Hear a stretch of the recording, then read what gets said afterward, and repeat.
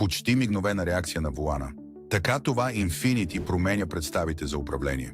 Как е възможно? С една от най-иновативните системи в автомобилната индустрия – Direct Adaptive Steering. За първи път луксозен седан използва Steer-by-Wire технология, при която управлението се контролира основно по електронен път, вместо чрез постоянна директна механична връзка.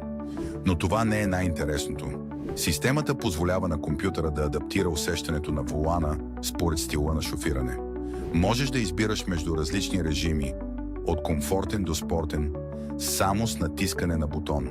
И тук идва най-интересната част. При евентуален проблем, системата автоматично активира резервна механична връзка, за да гарантира безопасността. Историята започва през 2013 година, когато Infiniti представя този модел като един от първите серийни автомобили с Steer-by-Wire технология. Няколко независими електронни модула следят движенията на волана и работят едновременно, за да осигурят максимална надежност и прецизност.